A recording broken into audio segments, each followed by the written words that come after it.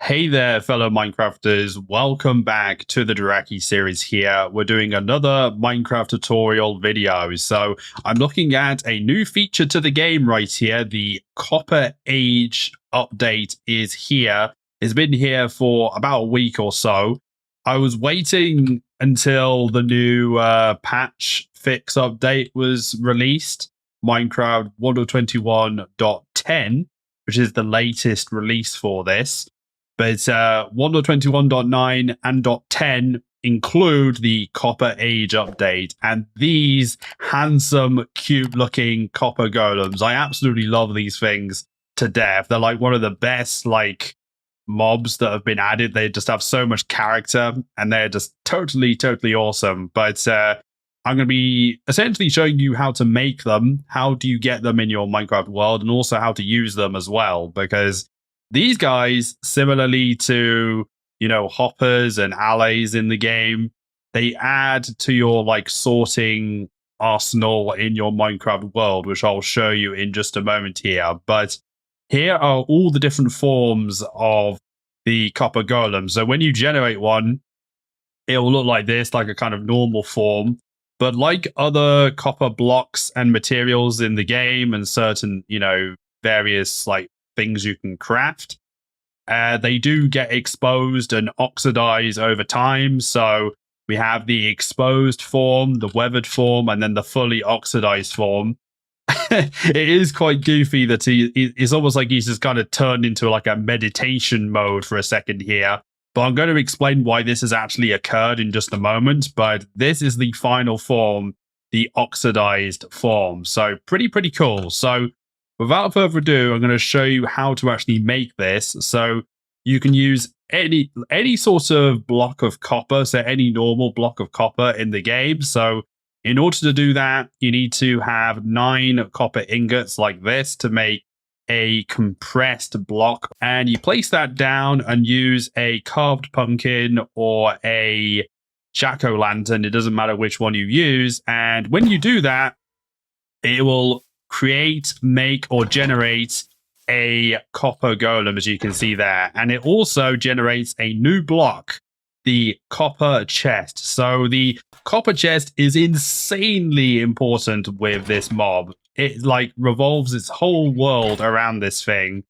And as you can see, it's already checking inside of the chest because it's eager to sort. It's eager to it's eager to serve me to try and sort through loads of items. But you can see here we have some double chests that are full of various items food, mine resources, wood, redstone, and tools, and it can sort all sorts of different items. So essentially what the Copper Golem tries to do is it tries to take a stack of 16 items out of a copper chest that's actually nearby.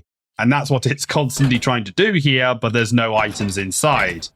But it will then try and find in its sort of region of detection, if you like, any sort of chest that it can actually put it into. And it can only put something inside of a chest if there's space and if there's already the same type of item inside. So for example here, I'm going to put in these diamonds here, and it should eventually look and try and sort the diamonds. So there we go.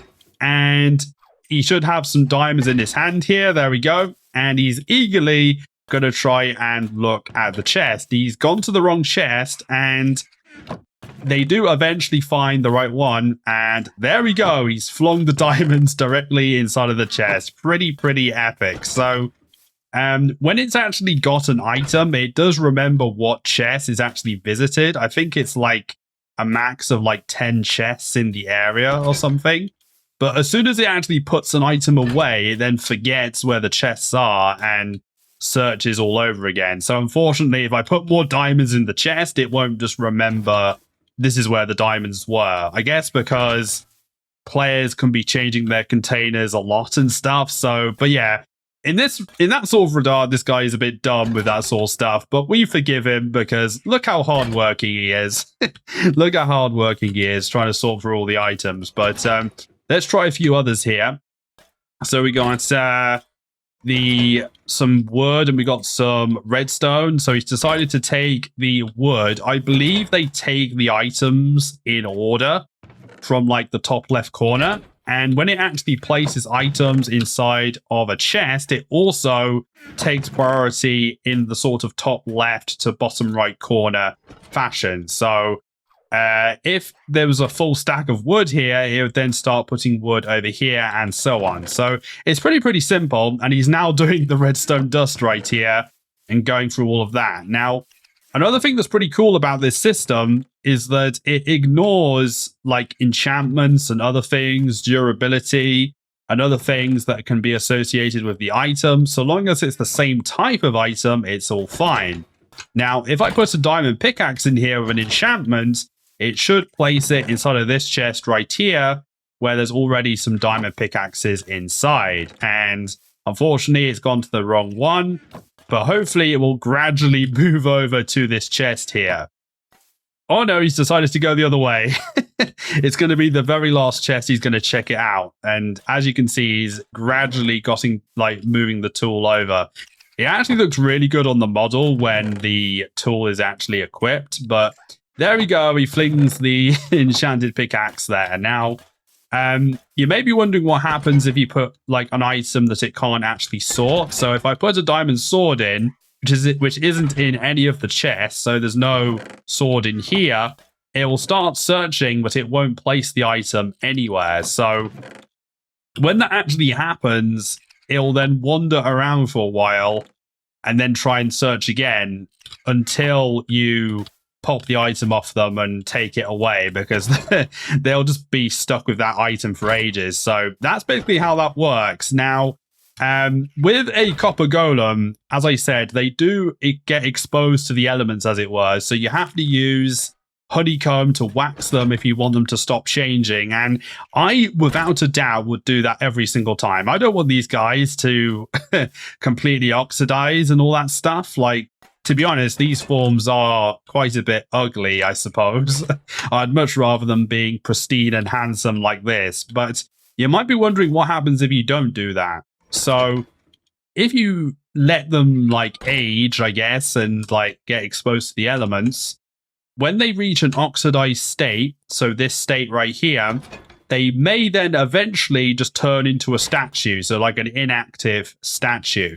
And if that actually happens, you then have to use an axe to like break them free. And then as you can see here, we have we now have 2 copper golems. So that is how you free them from their current sleep or frozen state, as it were, I guess you could say. Now you guys might be wondering, what is the detection range on these guys actually like? Now, I've tried to kind of help you visualize how big the area actually is, but from this copper chest right here, if a copper golem was right in this area, it can only really look in a sort of select area. So off to the side, I've put some red blocks of wool here. So there is a 65 block area, width and depth, around the copper golem. And then there is a 16 or like 17 block height radius, I guess you could say, around the copper golem as well. So what that essentially means is that there are essentially 8 blocks above the copper golem and 8 blocks below. So to this sort of height, and the same like going further down into the world. And then it's about 2 chunks on either side of the copper golem. So off to the side over there, over there, over there, and over there. So you can see that the region is slightly big and much better going from left to right and across terrain. But if you have a base with a lot of stairs and a lot of levels, it's not going to be very efficient for them, and it's not going to be very useful. Essentially, you would be better to have multiple copper golems in multiple areas of your base sorting items, rather than spawning a load and hoping they just go through your entire base. Because unless you transport them around, it's going to be a bit hard for them to like navigate a really like kind of tall tower, for example, or something like that, or whatever. So please bear that in mind when you use these guys. They do have quite a big detection radius, You know, 65 by 65 by 17, which is actually a lot bigger than I was expecting, but still, there's still some limitations behind it. And that's about it, everyone. Hopefully you enjoyed this tutorial and you can use these Copper Golems a lot more confidently in your Minecraft world, especially if you're a new and returning player to the game. If you do enjoy this video and you want to support the channel, be sure to show some love on the video, as it will very much help the channel. And, you know, I can't do this without you guys, so I really would appreciate some support on the video if you did enjoy. If you want to follow my socials, they're on screen and in the description. And yeah, I hope to do some more videos soon. Follow for more. I've got many ideas for tutorials I want to do, especially with the new Minecraft updates. See you in the next video, everyone. Take care. Bye bye.